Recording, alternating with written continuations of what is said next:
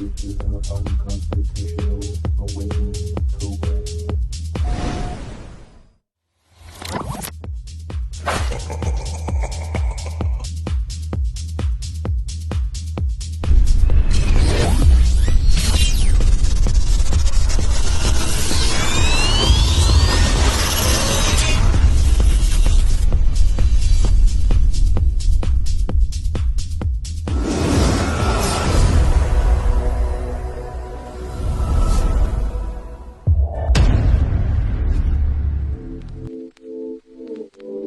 Liftoff will start in T-minus 10 seconds. 10, 9, 8, 7, 6, 5, 4, 3, 2, 1. We have ignition.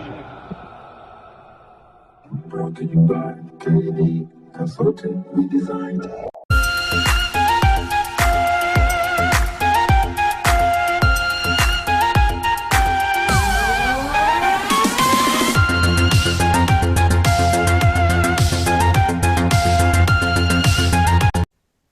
Ahoy there, mateys. It's time to set sail on another episode of Unconstitutional Awakening, the podcast.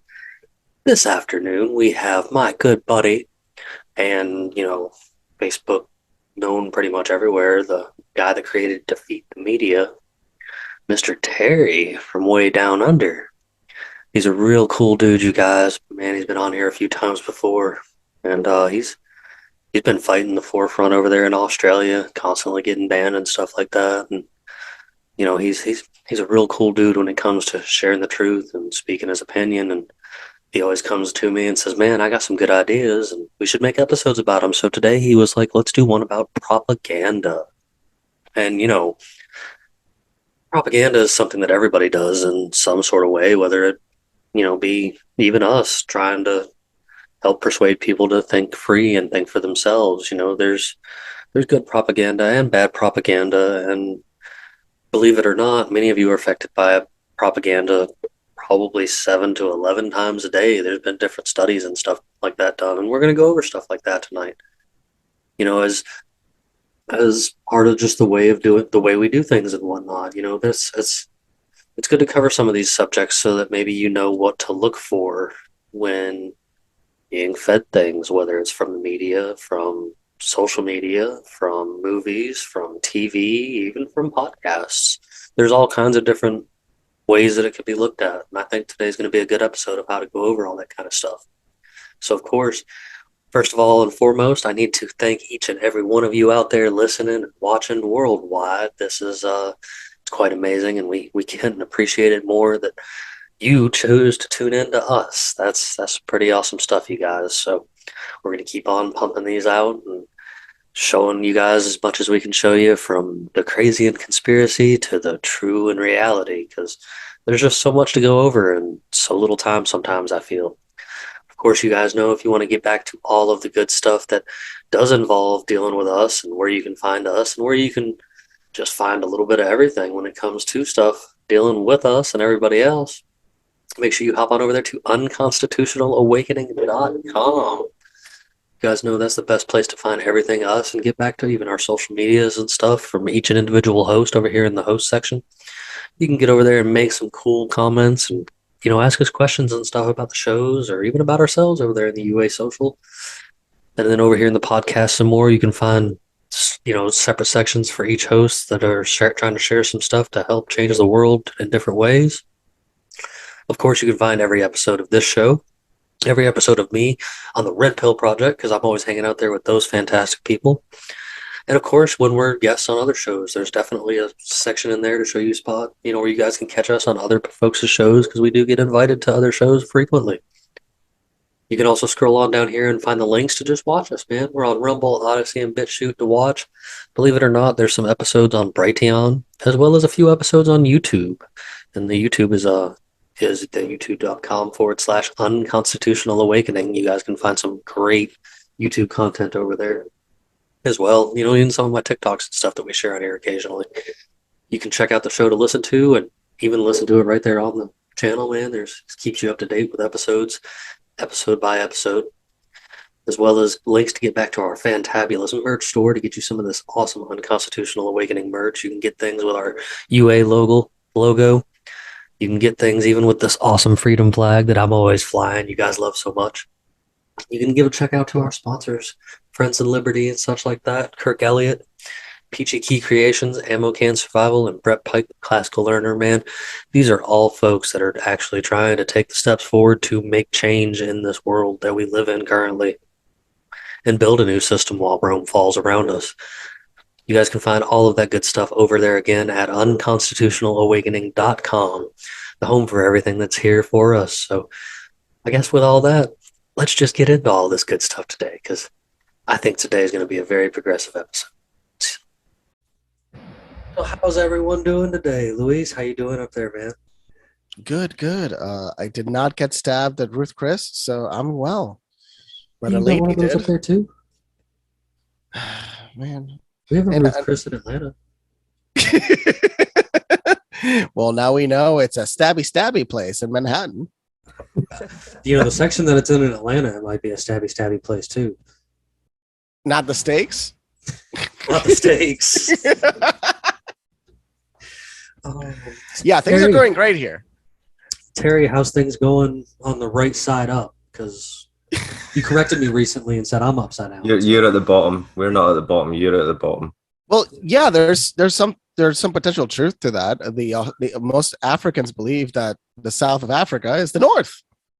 Yeah, and technically Australia is in the north. And we're the ones that are wrong. I think that's a great point right there. So on our conversation right there is the power of propaganda, because in reality we don't know what's true anymore.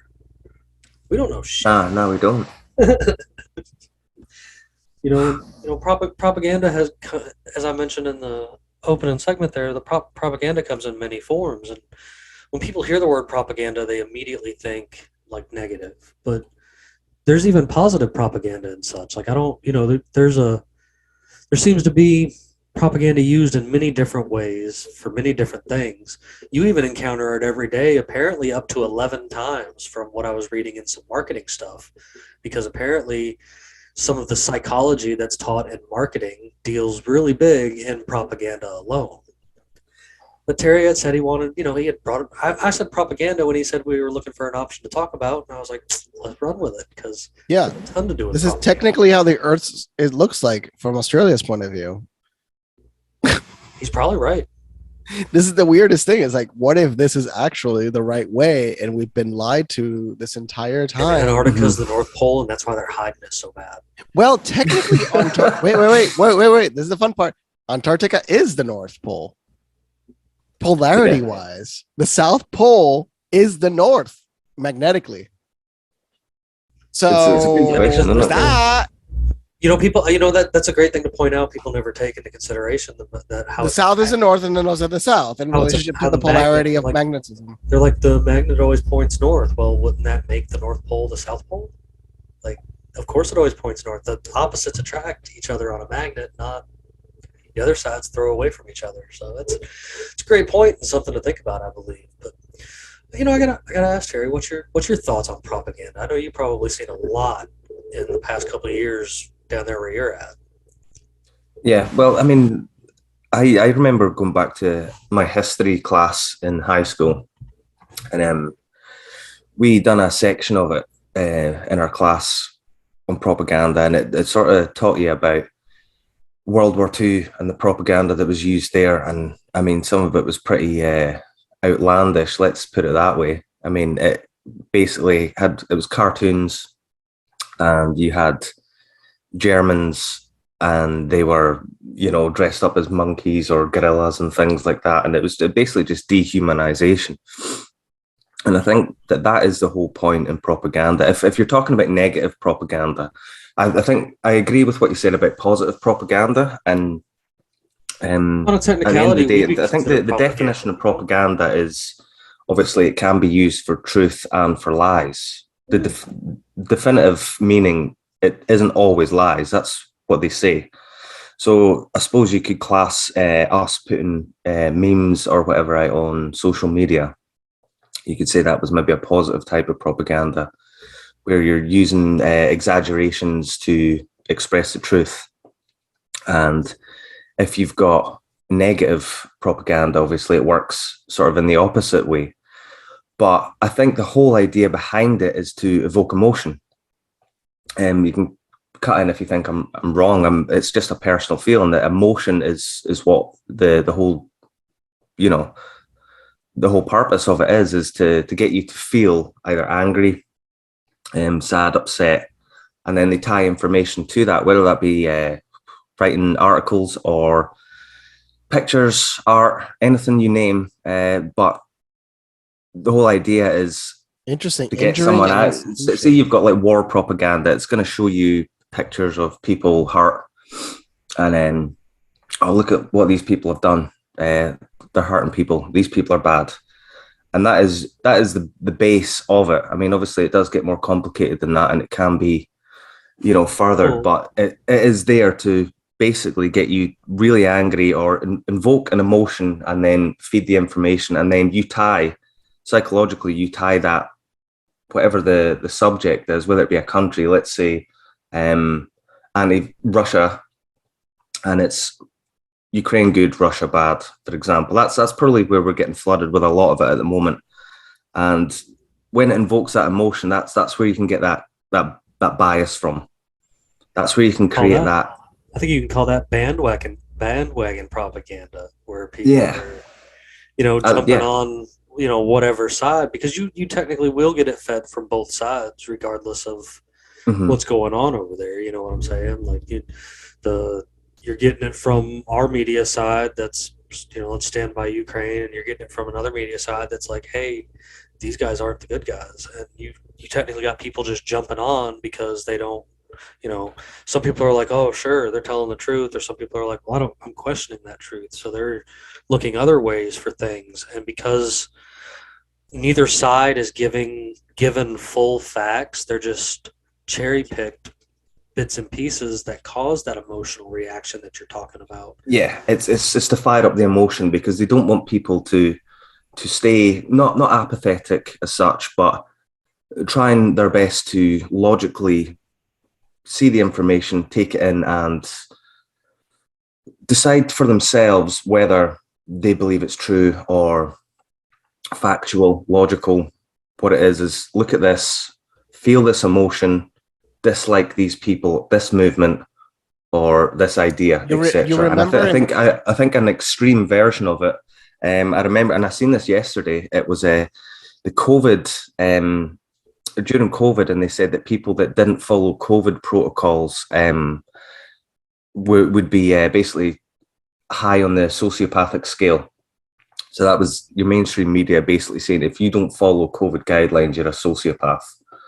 And that was the type of information that they were flowing out at the time. It was basically, these people are sociopaths and psychopaths if they don't follow guidelines. But let's be honest, we know that that's projection, because the people writing this stuff had to be pretty high in the sociopathic, psychopathic scale, right?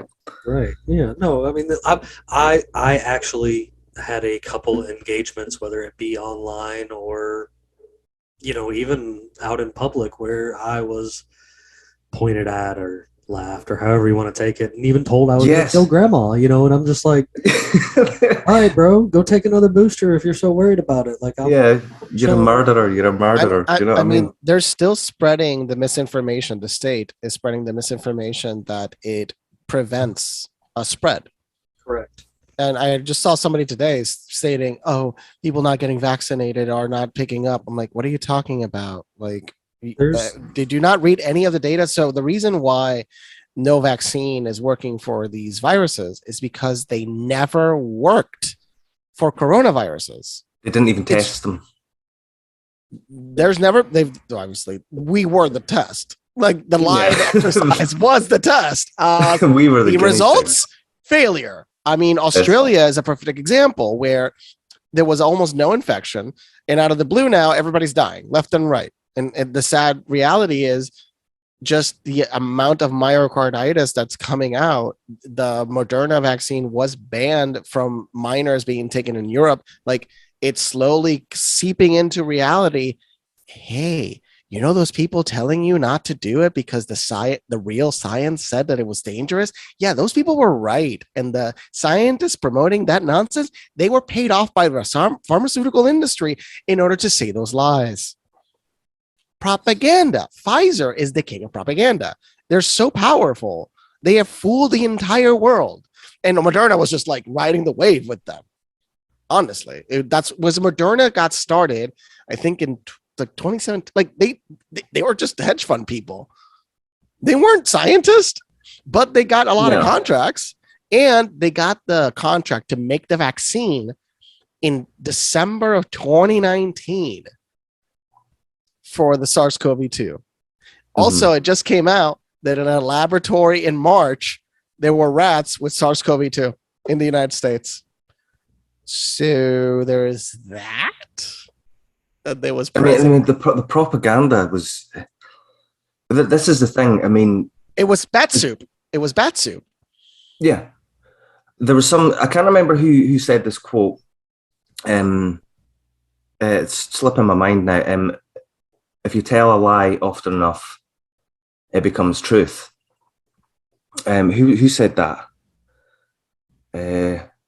Goebbels, maybe. I can't remember, but I think that psychologically, sometimes if you just barrage the mind endlessly, then subconsciously somewhere it starts to take effect. Unless like guys like us and the viewers that have seen it and all this sort of stuff before, and you're used to it, you're hardened to it. But your everyday person that doesn't really engage politically, if they are barraged constantly again and again with keywords, key emotions, they're going to have this, it's going to be lingering there that they then start to believe, well, maybe people that didn't choose to get the vaccine are anti-vaxxers.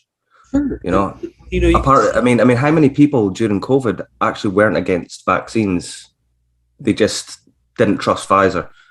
But the narrative over and over and over again, and you can see it now, you can see that anytime anyone disagrees with any sort of COVID narrative, your normie, the person that doesn't really engage politically but watches mainstream news, they shout anti-vaxxer. And I think that that's an example of propaganda just being hammered home endlessly, and it starts to take effect where that lie becomes truth. And we see it all the time, because even when it's ridiculous, even when we see propaganda that is outrageous and we know it's laughable, they keep sending more and more and more, and people forget about some of the ludicrous headlines or photos or attempts to brainwash people, and then they just keep filtering more through.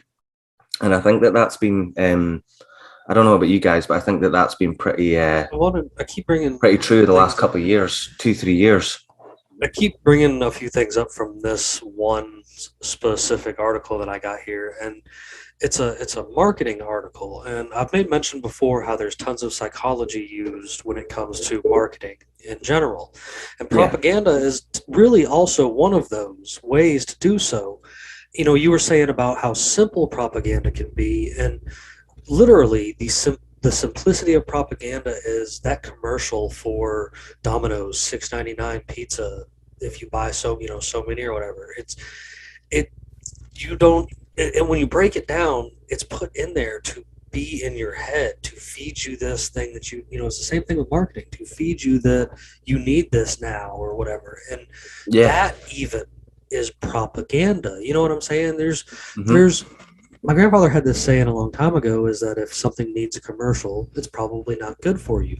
The only reason that it needs the commercial is because they're trying to sell it to you, trying to make you want it. And using these methods of propaganda and these methods of psychological manipulation through marketing, there's been things like Oreo cookies became this giant thing that everybody wanted, and they weren't even an original. They were stolen. They were a stolen idea from another company that was doing it years before, but because of marketing and propaganda and stuff like that, they became a household name and a cookie that everybody goes out and buys. It's amazing to me how advertising, yeah. It's amazing to me how easily manipulated people are with this constant bombardment of propaganda from different ends, whether it be things like, vaccines, whether it be things like war, whether it be things like what you're going to eat that night for dinner. Like, there is just so much propaganda fed to you all the time. This is why, I'm all about saying you should just, you need to question all of it. You need to question the things you're told, question the things you hear, and honest to God, question the things you see. We brought this up before too. Your perception is not as great as you think it is when it comes to the things you can see with your own eyes, because even it can be manipulated through time and space without you even thinking about it. And it seems that a lot of the same people that are in like the world of Pfizer, or in the world of the government, or in the world of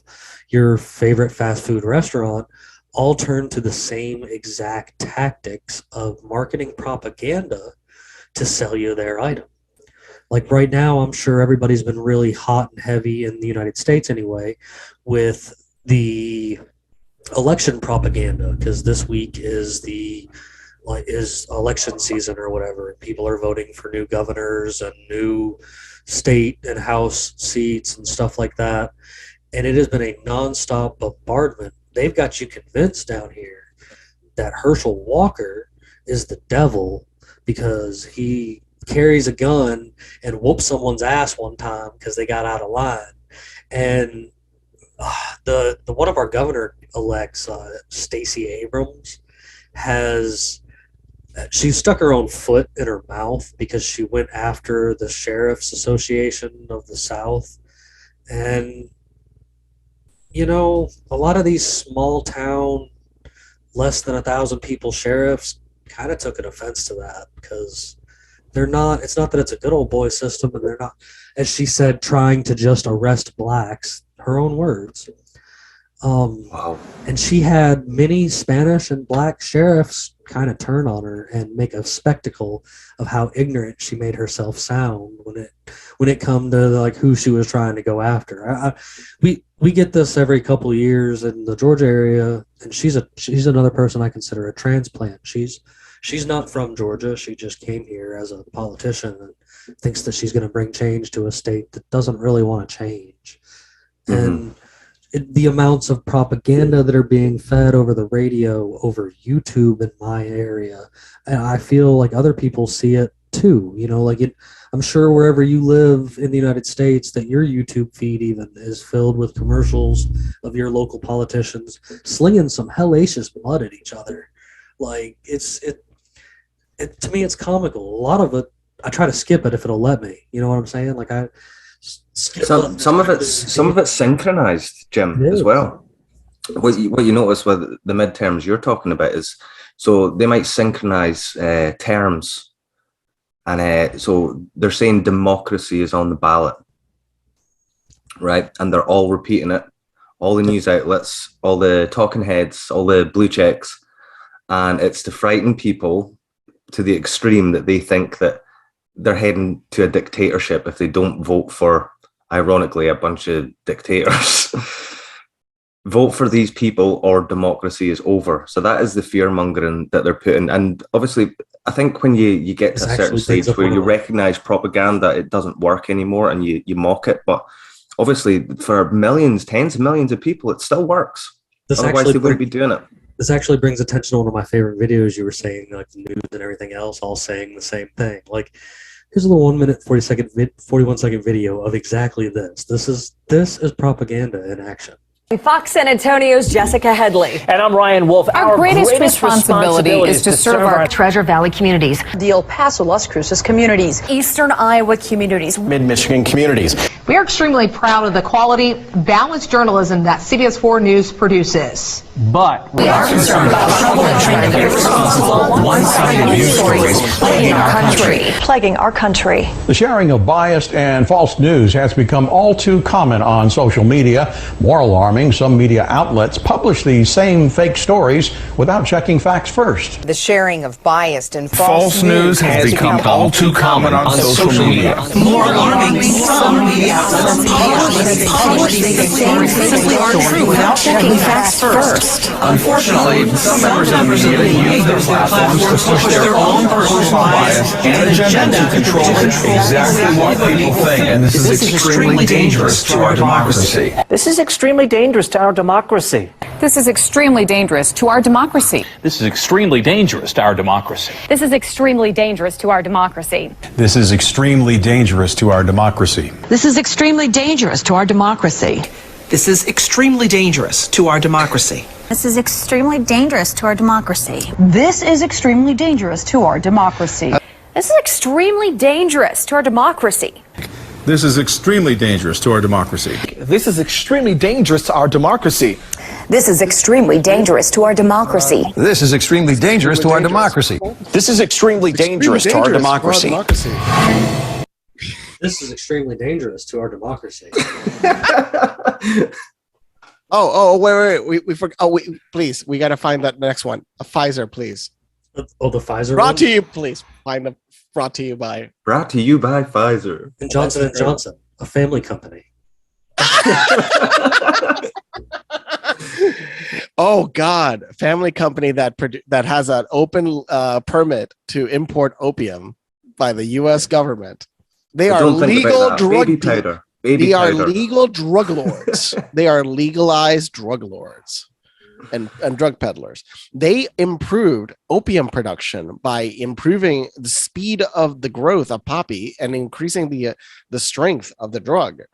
But on that in propaganda, that's Sinclair Media. So what you saw was a network of local news stations. The majority of them are actually owned by one company, Sinclair Media. So what you were witnessing was the distribution of that message through Sinclair Media. So it's a mix of, it is propaganda and also it's one company, because we have the illusion of options when in reality, the United States is ran by 6 companies. I mean, 6 companies in relationship to media, and in relationship to tech, you're looking at like 10 companies. 10 companies honestly rule most of the world's data at this point. And then US, and most of them are US based companies. The others are Chinese and maybe one Indian. Yeah, well, you look at companies that they try and start product wars, Pepsi or Coke, and they're telling you, oh, get this one or get that one. But the same company owns all this shit anyway. So it's the illusion of choice, isn't it? Because the companies behind that, there's some company back there that's selling both of them. They're soda water.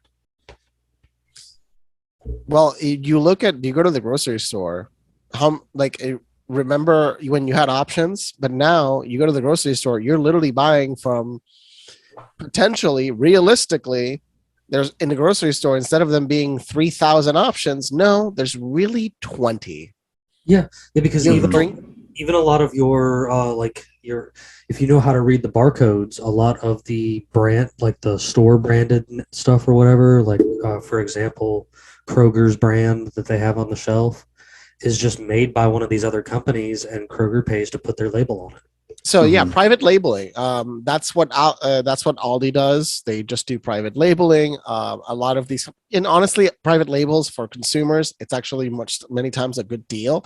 When it comes to Costco, did you know that vodka from Costco is Grey Goose? Yes. So the only good deal you can get, yes, the Kirkland vodka is Grey Goose.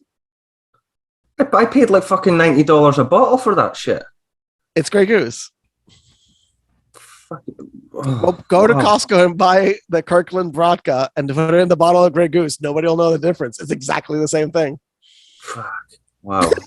Stitched me right up there, didn't they? There you go. I give you a discount today. There you go. You're already winning.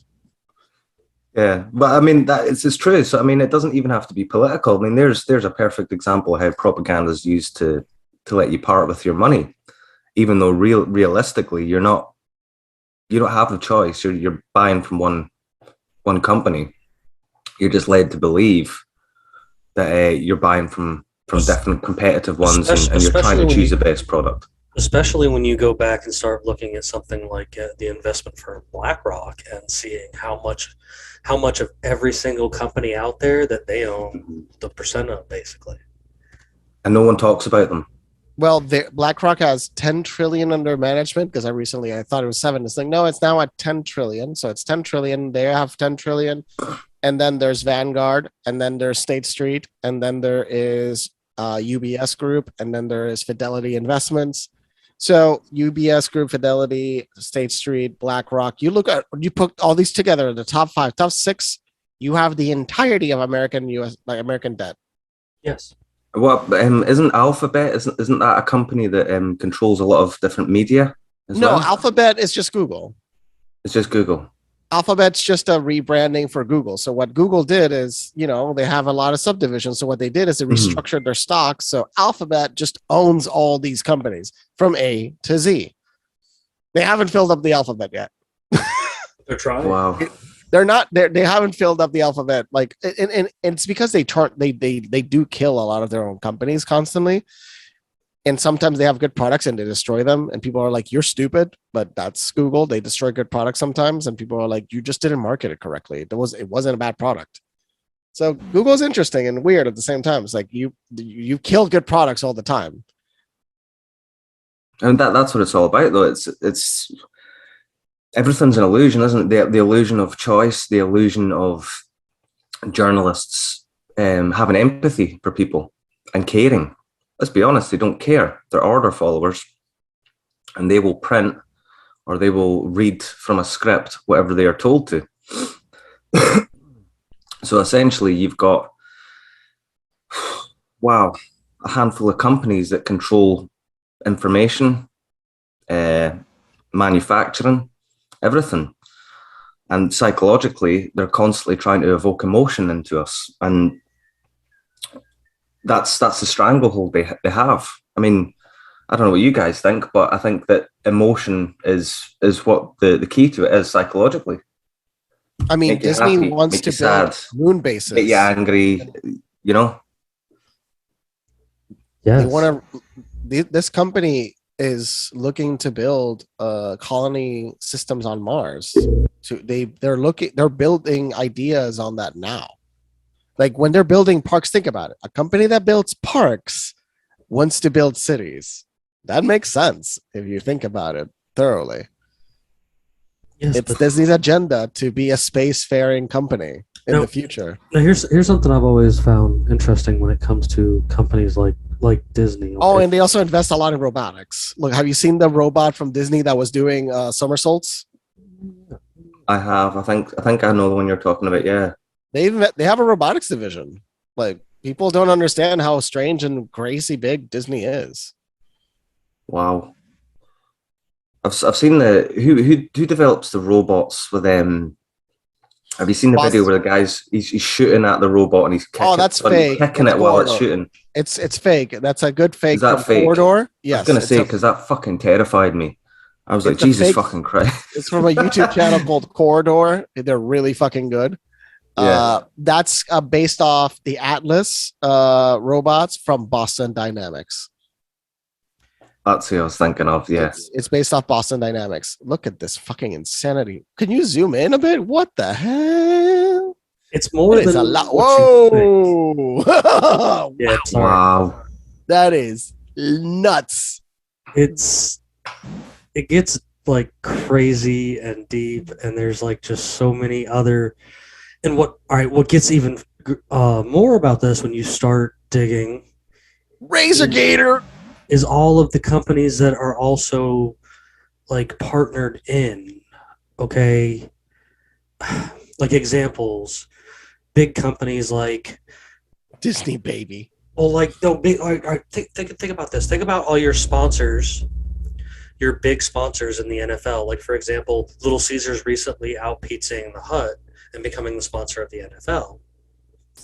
But because there is so much of the NFL that's technically now tied back into Disney, thanks to different ownership and where they're seen and stuff like that, you've got companies like Coca-Cola, McDonald's, Little Caesars, all these other sponsors you see that actually have deals in with these big companies. They actually, these giant boards of directors are groups of all of these companies and stuff coming together. And it's what gets even weirder is how many of these CEOs and bigwigs in a lot of these companies that are doing all of this are also married in or related to many people sitting in different seats of the government. And people wonder how a lot of these things get done or how these things move forward and how they get away with doing all of this. And it's like, well, duh, they're literally all working together, and there's a paper trail if you want to sit there and follow it long enough. That's a lot of avenues for propaganda. And yet you would see someone and they would be like, oh, but this company says, and this company says, and they're like, all these different people say it. And you're like, no, it's actually just a small number of people just trying to push an agenda or information through their own avenues. And they seem to own a fucking hell of a lot, but judging by that picture. Well, that was what's even, you guys know I'll share that picture too. But what's even funnier is, like, we were talking about earlier, some of that, like, still with the COVID propaganda, even though everything is out in the open the way that it is, there's a local grocery store in the new town that I moved to that is every 15 minutes over the intercom speaker is playing how I need to get up there and either get my Omicron booster or go get my flu shot for this season. And I'm just like, I'm going to shoot the speaker. While at the same time, you've got the Atlantic saying, we want amnesty for all the lies that we told you for 2 years. So it's they're go and get your booster, anything. but we're sorry for the lies over the last 2 years. It's like, oh, no, but that's the worst thing is like they continue it. And like, do you not learn the lessons already? Did you not read the data? Look, this is the thing. At the end of the day, they are continuing the nonsense. That's the worst part. They made people watch their loved ones die via Zoom chats. Oh yeah, there was I think Libs of TikTok did a good mega thread on this, which they started just posting and a lot of people, they did good mashups of all of the propaganda all over the planet, saying all of the nonsense. And then the thing is, you know how I knew that this was all a lie when it started? It was actually pretty, like, other than a lot of things were being lied to. When it comes to the vaccines, when I knew that it was a lie, 95% efficacy. That doesn't exist in the medical world. So that's when I knew that oh, they're lying. Okay. Back at this map, literally, this is film, television, music, radio, gaming, finance, theater, consumer goods, property parks, publishing, and digital music. They're going to build colonies on Mars. This company's going to build colonies on Mars. They're going to be an interplanetary company. You watch. We're gonna literally watch it at the end of our lives, like Disney building like things on Mars. The little mouse. The little mouse that will have a statue on Mars. Hey, do you think that they'll send Walt's head to Mars instead of leaving it under Epcot? Yes, eventually. I mean, honestly, that person. I'm surprised they haven't tried to resurrect it. Futurama. We still haven't. We don't have the tech yet. We will. I don't believe that theory is possible. It's hilarious. If it's true that Walt Disney is frozen, will they able, like, the thing is, potentially the technology was so shitty. What happens when they turn on the brain? It's gonna say potato, like it's gonna be broken. So what does it matter? Or it's gonna say something really racist. It says Disney wasn't racist ass too. Where are the Jews? Where are the Jews? And it just keeps repeating. Where are the Jews? Are they in my park? Where are the Jews? That's all of them repeating over and over again. all I can see is his head in a jar like Nixon and Futurama, and him just screaming that repeatedly on top of his robot body. I forgot why he was considered so racist, but enough people called him an anti-Semite for a while, so. Just him and Henry Ford walking around. Right, walking around together, pushing Nazi propaganda. Yeah, because they like to talk about the Nazi propaganda. Like I brought it up a little bit earlier that Disney did the anti-Nazi propaganda, but they didn't do that at first. They were actually doing pro-Nazi propaganda when it first started. Could you find the pro-Nazi one? There's it's hard to find. I mean, the Donald Duck one is pretty funny though. But let's see if it actually has the video. I mean, was that done over the radio? There's a lot of over the radio probably in German. Won't play. It's supposed to be the video, but it won't play. Just look it on. It's on YouTube. Oh, I'm sure it is. I'm gonna look for it. But I do want to share this article with it and stuff. Like it did evolve though, is what this article was talking about. How it went from being. Oh, look! Go up a bit. Look, remember he was doing a lot of coke at the time. So that's a jab at his drug abuse. It really is. There's videos of Hitler like this. And it wasn't Parkinson's. Eventually it was, but this was earlier on, and you can tell the guy was tweaking hard. He was fucking wired. Look, there's a book called Blitz. It's about the drug history of the German, German soldiers were given meth, and that's why they were considered so incredibly insane, because they were methed up. So the same as ISIS. When what did they give ISIS? I think it was they were giving them a type of meth. Yes, Captagon or something, wasn't it? It's something with an F, I think. I saw even pictures of it. It's like that was their meth, and that's how the Americans were like, "What the fuck? These people don't sleep." They were literally trying to fight them, and they were like, "These people literally are not sleeping," because they had snipers that wouldn't sleep. Propaganda that fired them up even more at the time as well. Oh yeah. During the war, I think most of it was done through the radio as well. Oh, this is fascinating about propaganda and music, is that different music was played to the outside of Germany and to the inside of Germany. The Germans heard different music than people outside of Germany did, in relationship even to German stations.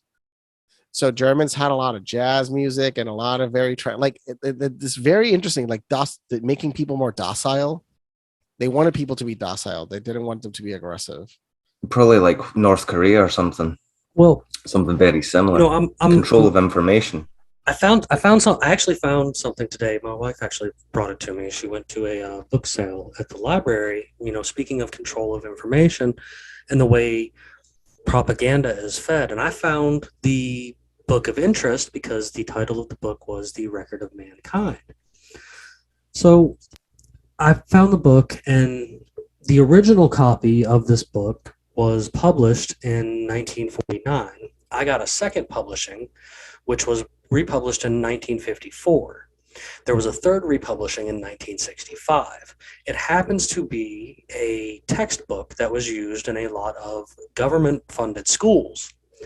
And it's trying to put history in a box from the Greco-Roman visual point of it. Mm-hmm. And I was thumbing through it, and I was like, holy shit, because they were putting things out of order, like time wise and stuff like that. But they were trying to piece it together to make it understandable for high school students, is what the forefront of it said. And as I was piecing things together and started realizing, I was like, wait a minute, some of this is garbage. And I started reading a little bit more about it. I was like, let me go do some research on the author, and A. Wesley Rome. I can't say it right, but that's the name right there. Trying to search for the name, I couldn't find squat. I couldn't find the author. I couldn't find him writing anything else. I couldn't really find much history about him. Could have been a pen name. Exactly. Yeah. Well, yeah. That's what I was figuring. It was a pen name. There's a few authors that use that in order to speak about something. My friend literally writes erotic novels. I understand. And nobody knows who he is because he uses an alternative name. I understand that. Well, upon a little bit of research, the Arthur W. Roham was a teacher in Minnesota, and they claimed that's who had some to do with the writing of this, because there was his colleague that there's pictures all throughout this book, and his colleague that added the pictures into this book is also credited in the 1965 rehash or whatever. And I was still just curious and looking around, and for some reason I was like, well, let me look at the backstory of that name that's used. And the ROEHM happened to be like a sub of R with the funny O with the circles above it. And it ended up being the name of a German general during the during the Weimar Republic and the Nazi thing. And I got to look in a little bit more, and there were some people that actually did survive and ended up coming to America during they were considered some of the smart minds that they brought over during the paperclip thing. And Paperclip, yeah. I was like, I wonder if this person has relation back into that family, and that's why they were keen to writing the books that were about to be divulged into schools across the country in history classes and social studies. Because we talk about how they infected like NASA and other fields and stuff. It would only make sense if they infected the school system as well. Well, I mean, Goebbels, who was obviously the German propaganda minister. I mean, he visited Edward Bernays, the godfather of propaganda, before the war, and he said that his library of propaganda was—I can't remember the exact words, but it was wide, it was a vast array, and it was the best thing he'd ever seen, basically. And so you're looking at Goebbels was learning from Bernays. Yep. So the German propaganda machine actually sort of didn't originate as such in America, but it certainly helped it on its way. That's where he got a lot of his ideas from. So, I mean, that's pretty staggering when you think about it. Supposedly, Bernays did work with the Nazi Party, but it's not confirmed. Not confirmed. He mentioned it in an interview once, and people are like, "Wait, did you just say basically you did work for them and that success?"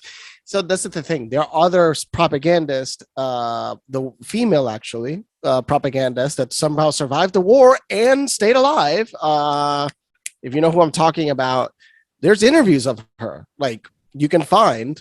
Not only that she not get arrested for what she did, I guess they're like, well, it's propaganda. It was media. It didn't kill anybody. Okay. Yeah. But, sure, buddy. Looking at the fact that there literally is. What's her name? I forgot. She was the director of the programs for propaganda. Like that's Operation Mockingbird all the way. It was. Putting these Central Intelligence Agency people into place to work in all these media outlets and stuff, and that's something that's been going on for years. There's been wild accusations that even people like Bobby Brown and Whitney had, because they got busted, they became feds. Like I've heard people talk about stuff like this before. A lot of your different celebrities and stuff, that's how they stayed out of trouble. You know what I'm saying? They were just working for the feds. Yeah, just handed out propaganda, pushing agendas. It's like, okay, we'll stop you from being punished for XYZ, or we'll give you money so long as you push this agenda for us. Yeah. I put up, I think that's one of the directors. I'm trying to find if she was one of the main directors for the Nazi propaganda. Wow, she died at 101 years old. That's what I mean. She didn't die in jail. She died at 101 years old. Wow. I sent. Oh, that's weird. The link is broken. There you go. Wait, what? It's weird. Don't want me to talk about her. We're gonna. I literally just sent you the direct link. Let me try again. Yeah, try that link. I'm sorry. Try that link. All right. They're trying to stop me, bro. They're like, don't talk about this. Yeah, Nazi propaganda film director Leni Riefenstahl. Maybe that's how I pronounce it. I am not sure. Leni Riefenstahl. That looks like a mask, bro. It's like her Guy Fawkes mask. Yeah, that was a type of Photoshop that was used back in the day. But yeah, the thing is, the Germans were really good. I mean, so Hollywood was in Germany. So before the Nazi Party came into power, Berlin was the capital of film. Germany was the main producer of movies into the world. You can look up Metropolis, an incredible film from Germany from the 20s. It's masterpiece. If you've never seen Metropolis, take a moment and watch it. It's on YouTube for free. It's an incredible film that everybody should watch. It's a silent. Well, you see music, but it's a silent film. So silent film, all that came from Germany. Then the Nazi Party came in and squashed all of it. they kicked out all the gays and all the artists and all the creatives, and everybody moved to the US. So really, the Germans moved over to the US. The reason it's got started in Hollywood instead of in the East Coast was related to patents and taxes. They didn't have Hollywood, California did not respect the patents that were related to Edison. Edison owned certain patents in relationship to technologies that were used for filming. And because Edison controlled it, they just went to California, avoided the patents. And that's why Hollywood was at the time became so big. It's just because of also that. Also the fact that California has sunshine almost all year round. So that's good for filming. So to get a little weird and dark for a moment, we keep referencing back to, or I do anyway, back to things that our buddy Mike the Mason talks about in Frankists. And it's weird how a lot of that aligns with some of the Frankist stuff of people that were doing things in a weird way and being shoved out of the area that they were and reestablishing in new places and continuing to do a lot of the weird things that they were doing. Like the Holly weird, as people will sometimes call it or whatever, a lot of the weird shit, cultic shit that they do relates directly back to that Frankist stuff that we've talked about and that I've talked about a lot in the past. And it also just ties back into all these weird sick fucks that have been, running the world and stuff. Because I actually learned this morning about another fellow, everybody first comes to mind when they're thinking about that one dude who owned the island down there and all the weird stuff that he was into that people still kind of want answers for. But I don't think many people realize that there's totally even a whole other thing that went on with that too, with another the most disturbing histories in America, and no one really knows the full truth behind it. So like I said before, this island was owned by multi-millionaire Francis Sheldon, pictured right here. And Francis and a number of other local men from Michigan, including this guy, Gerald S. Richards, ran a boys' camp on the island. They would fly kids to the island on this airstrip, kids from the YMCA and other schools and communities in the area. And both the children and the parents of the children who attended this boys' camp were told that this was an island of fun where kids could relax. They had big brothers there. It was going to be totally safe. And this camp ran on this island for a period of years. Then one day, some of the kids who attended the camp began to tell their parents that the counselors or the teachers, the adults that were there on the island, had behaved with them in very, very inappropriate ways. They began telling their friends and parents that they were taken into these cabins pictured here on the island. They were assaulted. They were told to remove all of their clothing and that there were cameras all over the place. Well, it turns out that this guy, the multi-millionaire with political and business connections in the area, Francis Sheldon, was running a massive CP ring. And they had been abusing the children on this island under the guise of bringing them to a boys' camp for years, recording all of it, selling it across the world.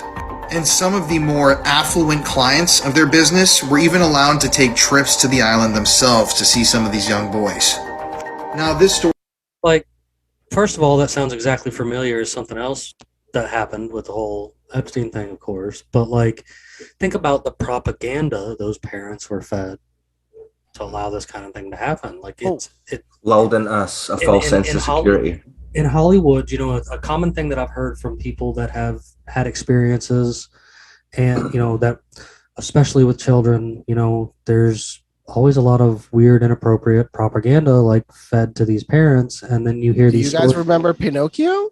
You hear these stories all these years later about terrible things that happened to them, like the Corey guy, like the Corey Feldman fella and stuff. But yeah, the story of Pinocchio, and I think it's disgusting. Look at the movie. Look at the movie Pinocchio, and remember the part where the kids turn into donkeys and then they sell them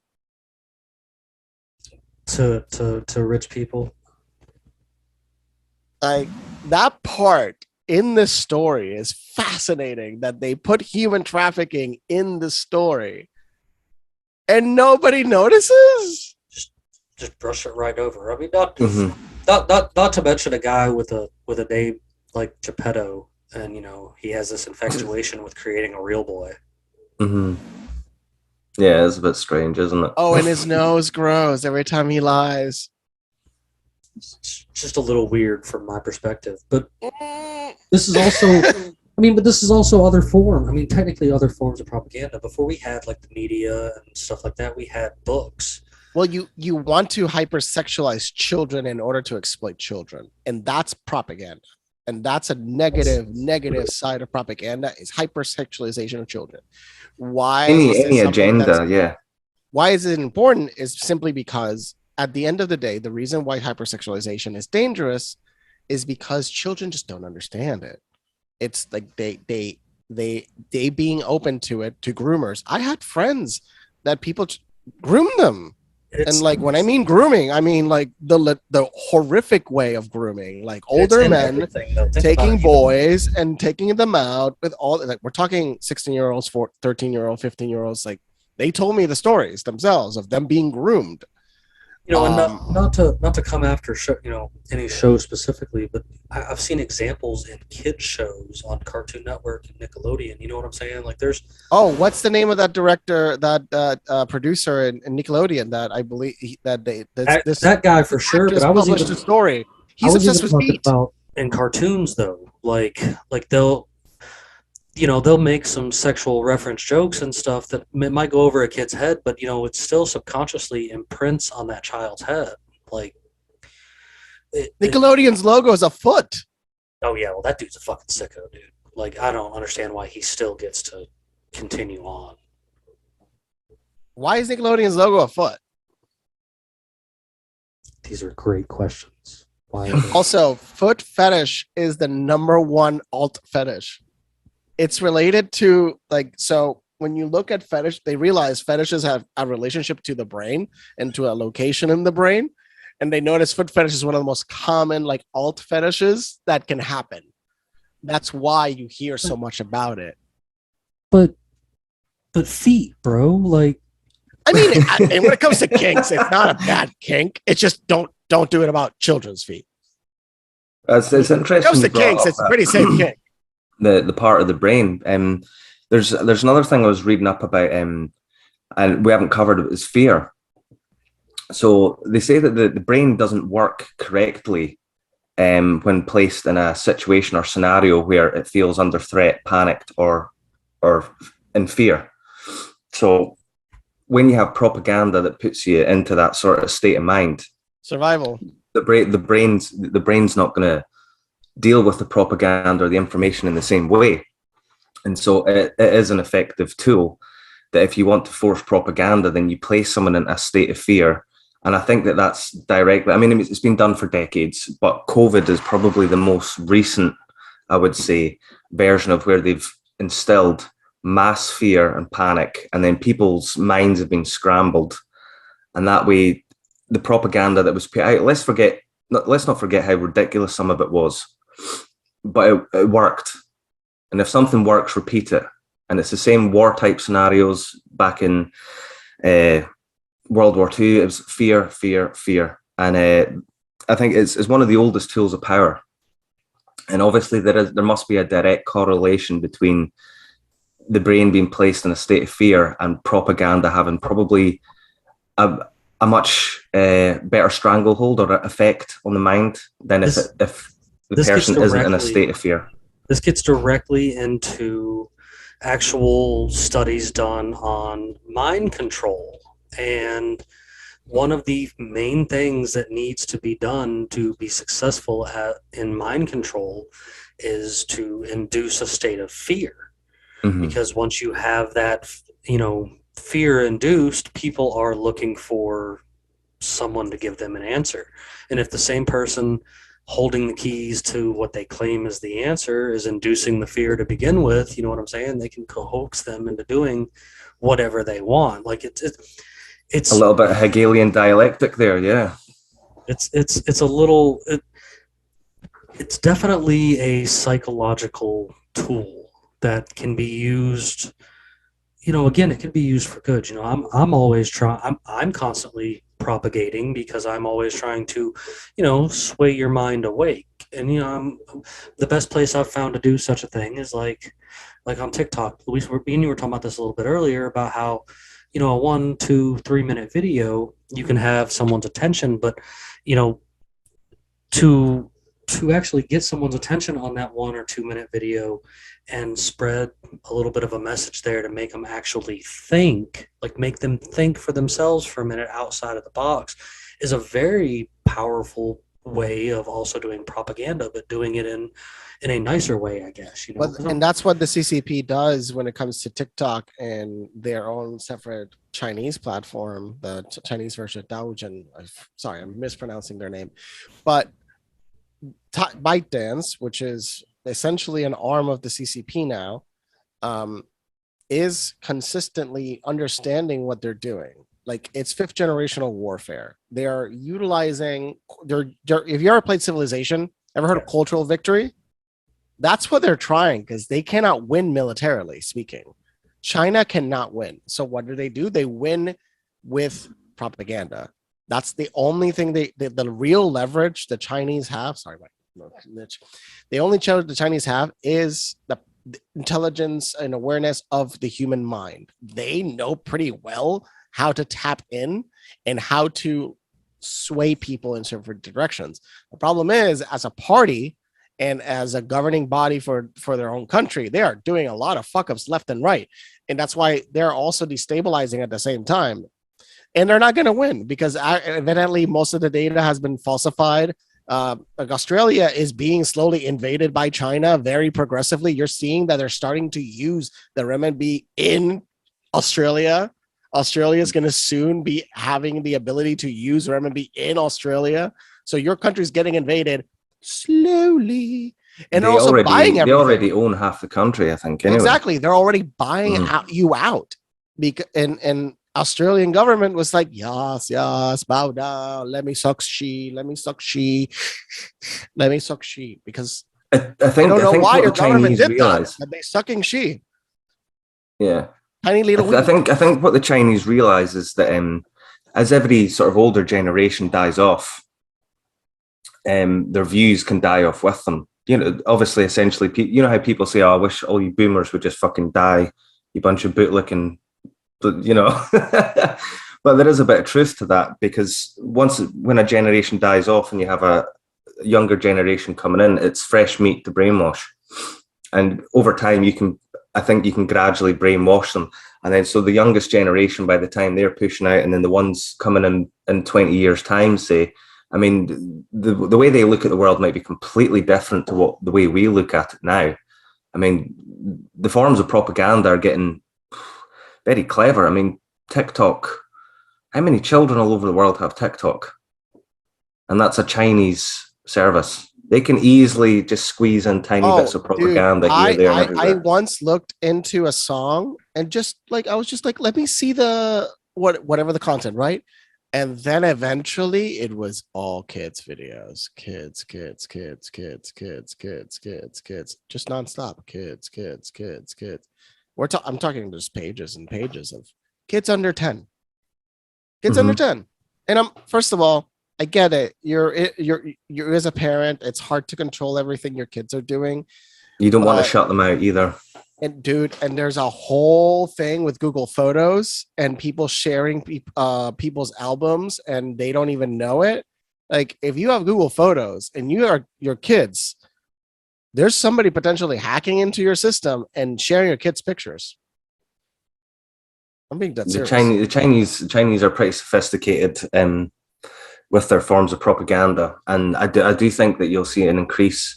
But it depends if we end up in a nuclear war or not. I mean, none of it will fucking matter. But next 10, 15 years, I think that they'll step up their game. And I think, obviously, the West, I mean, the only way it really knows how is through fear. I mean, it's not the only way, but it's their primary function is using fear to instill propaganda and to drive home an agenda.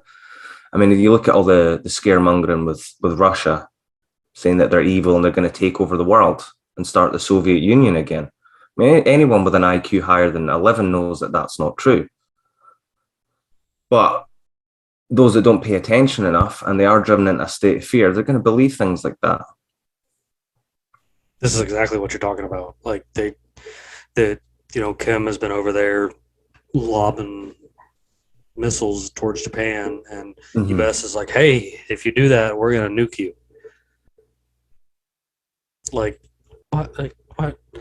This goes back to how like that it becomes the fear pressing dick swinging contest of the Cold War era.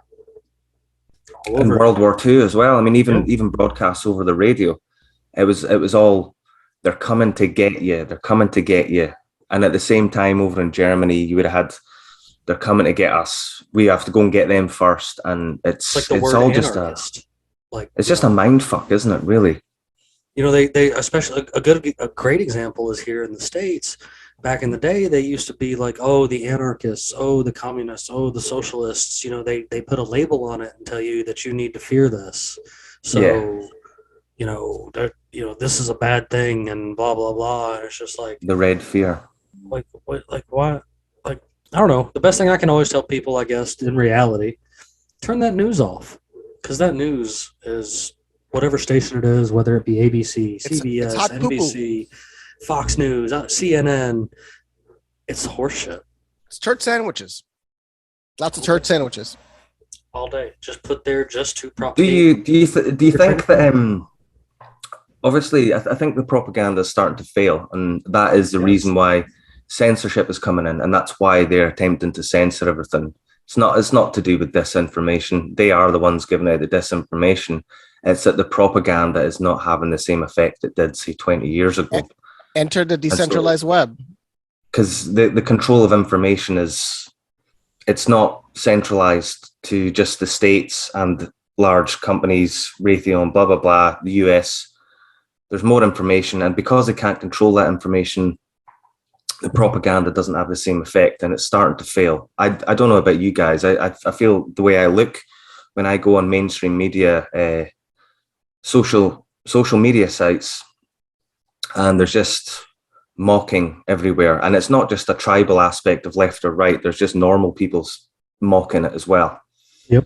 And it's starting to lose its what's the right word? It's losing its power. It's losing its credibility. Yeah.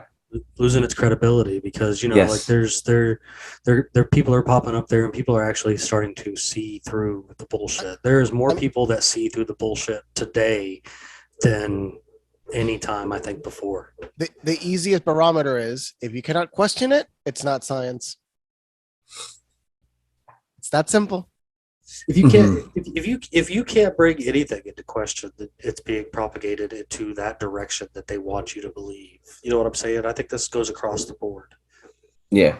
Like it's healthy to question things. Sure, some things maybe are settled, but you know what? Go find the answer for yourself if you need to find the answer for yourself. Well, that's George Orwell. I think it was George Orwell that quoted this. He says, "Journalism is writing what someone else doesn't want to be written. Everything else is public relations." Yep. So if someone's actually telling the truth, you'll see that they go for them, like Julian Assange, or Jesus Christ, the journalist that exposed the Panama Papers, got a nice little present left under her car. Very well. Malta. Exposing the CIA. Real journalists, if they're telling the truth, you'll see the knives come out. Did you notice how the Panama Orwell Papers, says, everything else is public relations. So you know it's propaganda. It was dragged under the table really fast. The Panama Papers disappeared real quick. Afghanistan papers, they all get just swept under the rug, don't they? Well, whenever you get some real journalism, it's quickly distract people so they forget about it. It usually gets labeled as fake news. That's not what happened, but everybody talks about how Panama Papers was like terabytes of fucking data. No, I meant the part where people were like, "Oh well, it causes a lot of stir when you say, well, Obama said that propaganda was okay," and when you get to a technicality of it, they even tell on themselves and see that it was, because I made a mention of it earlier about that act being repealed, the SMUNT, and I want to say that was Clinton in '94, was it? Well, the Smith in 2002. No. The Smith and Monetization Act, and this happened in 2012 is when it actually happened, but in 2014 is when it was actually placed into effect. Yes. And if you look at the U.S. media after 2014 is when everything started to go to shit. And it's like it's there. It's right there. Like I follow it, and I'm like, this has progressively been scaling up. And what it essentially the Smith-Mundt Act was preventing U.S. propaganda, U.S. entities from utilizing that propaganda power against the American people. That's essentially what it was. And then look what they did. That was by Eisenhower, a 5-star colonel that was also the president of the United States and was against the military-industrial complex, and also had a speech that was never published that said the education-industrial complex. He also even mentions that, but it was taken out of a speech. But they found like notes that it was in the presidential record. It shows like the original speech had education industrial complex, but they took that out of a speech that he had. Eisenhower was legit, and he wanted a better future for the United States, and he was like, okay, this is really bad. What can I do against this? I can block it, at least in the United States, because it still serves the agenda of the US government to propagandize to the rest of the world. But now that they need to control all narratives, they said, let's control it right here at home. But the consequences of that, we are witnessing in action, and that's how you get Trump as president. Well, didn't JFK in one of the speeches directly before he had his head blown off, it was at the university, he obviously spoke about the cabal, but it was like a last stand where he begged journalists to tell the truth. That is correct. And it was one of his last speeches before they shot him dead. And if I'm correct in thinking, obviously that carried on, but Bill Clinton in 94, didn't he sort of disband some Telecommunications Act, or didn't he bring one in?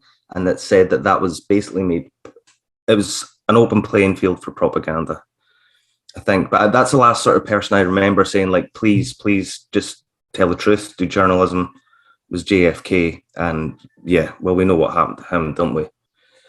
Yeah. Yeah, no. I mean, that's an absolute. Actually, it was funny that you had brought him up specifically, in the fact that we were talking about that, because it made me think of something else that I had seen earlier today that, goes right along with there being something shady going on in the backdrop of the JFK assassination and stuff. And hang on, I'm trying to get it to pull up now because I wanted to. It's a meme, of course, but I wanted to. It still points out a good point that I thought was pretty interesting. Anyway, about I'm gonna turn the sound off. About on this one is that this was taken with Johnson immediately after being sworn in, and he's standing next to Jackie Kennedy with blood still on her dress, and he looks back and they're smiling at each other like, haha, we did what we set out to do. Like there's a lot. Of course, that's like the world's biggest first conspiracy. You know what I'm saying? That people. I mean, there's a reason why the Donald Trump administration did not release the JFK files. Let's be real. There's a reason. Yeah, there is, because Donald Trump was supposed to release it, and he probably was like, I'm going to do it. I'm not going to do it. He probably knows, but he's like, I'm not going to fucking do it. I'm not going to be the one answering for this bullshit. Trump's a coward. He wouldn't pardon Assange. He wouldn't pardon Snowden. That is the biggest call out. He should have pardoned Snowden. He should have pardoned us. First of all, Snowden is American. But Julian Assange is not even American. What the fuck is going on with this nonsense? What is going on? He's not American. Let's be clear. Why is Australia not calling out and saying, no, we want our person back.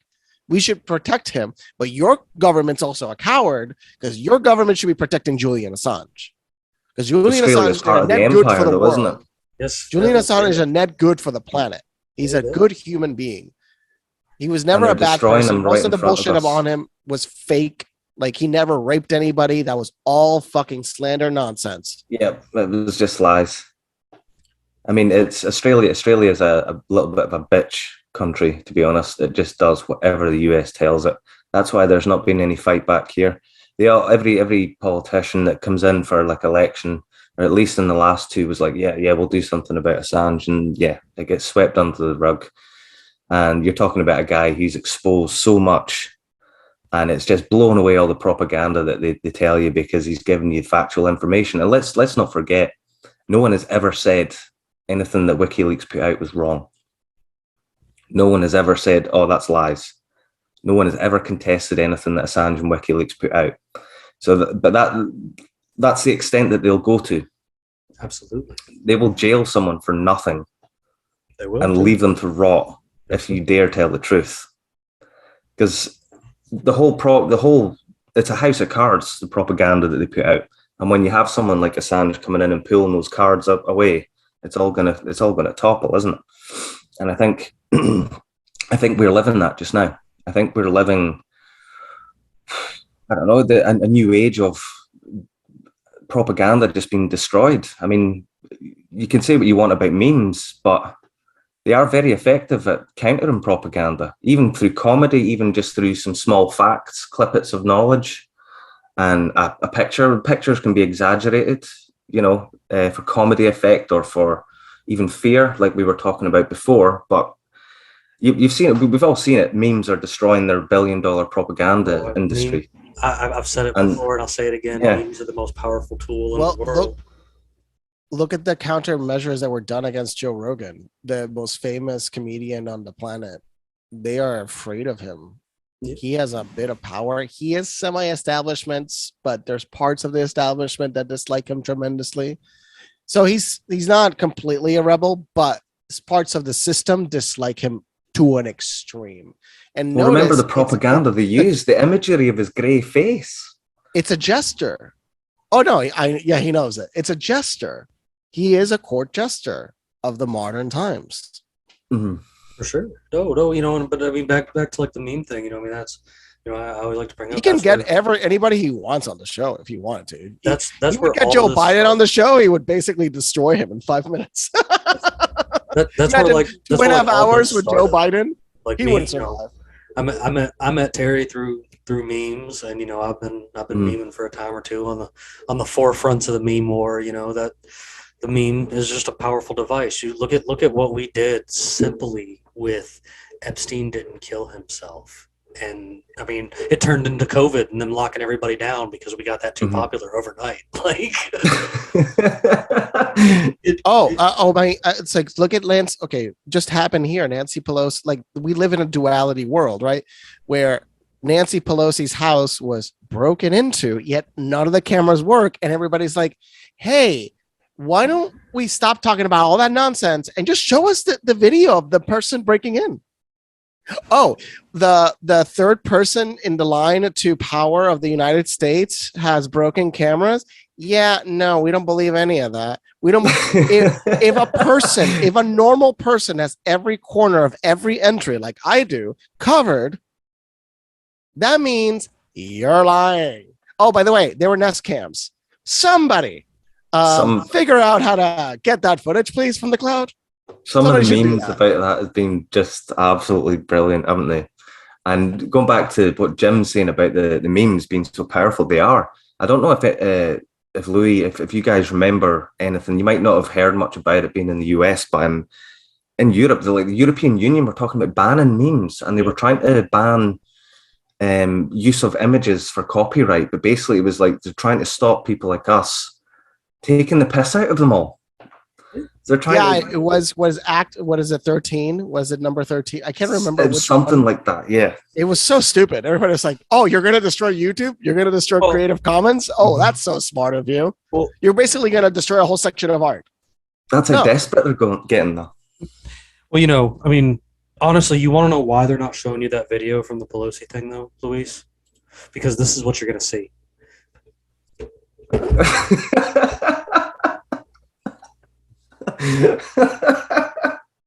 But I mean, that's a sad point. But the main thing. Oh no, the body cam footage! I just want to see the body cam footage. And of course, we're still memeing it as we can.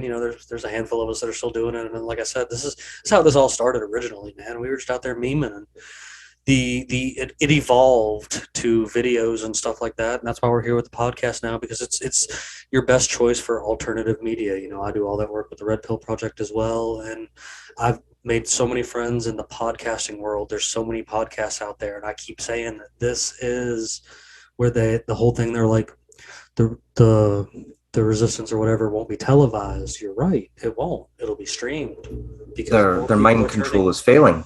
more people are turning to Rumble or whatever podcast they choose, or BitChute, stuff like that, wherever they watch, listen, whatever, than they are to turning on ABC News at night or Fox News at night. They'd rather listen to some weird guy in a pirate hat get up here and talk about nonsense and still talk about some good stuff at the same time too. That's why we pump out content as quick as we do over here. And over there with Josh on the Red Pill, man, he pumps out his own version of the news every night. And it's great because there's all these other people out there covering important things that are not getting covered by your trusted media sources. And I for one appreciate it. I appreciate everybody else out here doing it, stuff like that. Like I think it's fantastic. I think it's the best way to fight back, because you give people a choice in where they get their information.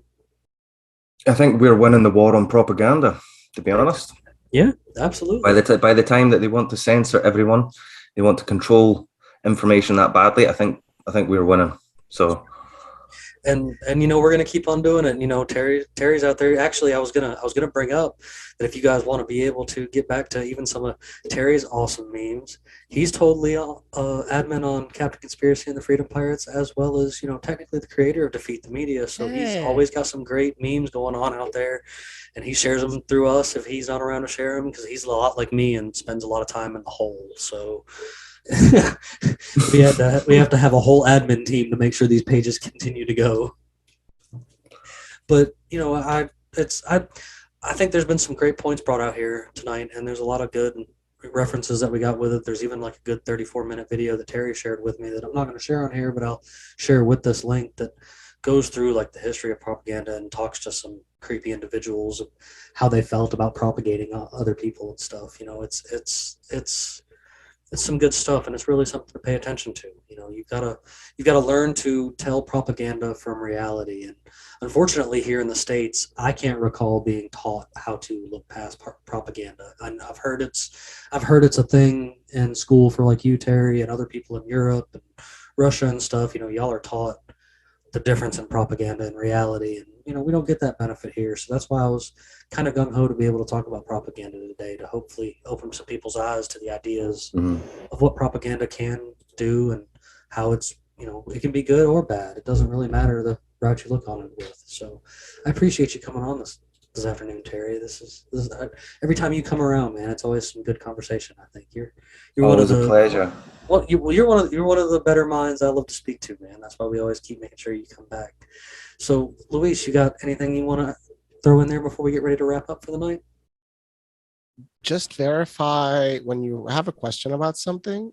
Just go on DuckDuckGo or Brave browser. Do not use Google. And verify things. Google's been completely broken as a search engine. And look up something and look at different angles to it. Read both angles and try to look at the sourcing of specific stories, because sometimes it's very sketchy. It takes a long time to learn to decipher this stuff. It doesn't happen overnight. It took me a long time to learn all the ways that you can change somebody's experience. To begin with, we didn't even cover performatives. Look up performatives, which is the ability to lie while saying, so you're lying while saying the truth. So you're telling your brain that you're stating a fact about something else, but the audience is hearing that you're talking about the thing you're talking about, but you're actually talking about something else. So your face shows that you're speaking the truth. It's little tricks like this that how people, especially in politics, speak. And when they speak slowly, it's because the people Kamala Harris speaks so slow that even 5-year-olds understand her and think that she's talking slow. Well, that's probably because she has about the mentality of a 5-year-old. But that's a whole other subject in a different time, I think. So, Terry, you got anything for us before we get ready to sign out for this evening? Yeah, sure. Just to everyone watching, I highlighted just briefly earlier about when they try and place you in a condition of fear, and that's obviously so that your mind doesn't react logically as it should. So if you see information that's trying to put you in fear, there might actually be a reason to be fearful, but just be very wary that they may be trying to place you in that sort of state so that you will accept any sort of information and any solution that they deem necessary out with that. So yeah, just basically they're practicing psychological warfare on us every single day, and just to keep that in mind and keep an open mind. Yeah. And as always, a pleasure, Jim. And thanks, Louis, as well. Yeah. It's always a pleasure to have you on, Terry. We can't wait till the next time we get you around. You keep things going over there in the right side up. We'll hold it down in the upside down. Of course, you guys know before I sign out, I always, appreciate all y'all. Make sure y'all check unconstitutionalawakening.com. You can get back to everybody that you see here tonight and many more that are on there hanging out and stuff, you guys. It's a great place to find all the links to get back things we talked about and stuff like that. So I do appreciate everyone out there. And before I sign out, did you hear about the pirate drug addict? No. He was completely hooked. You guys have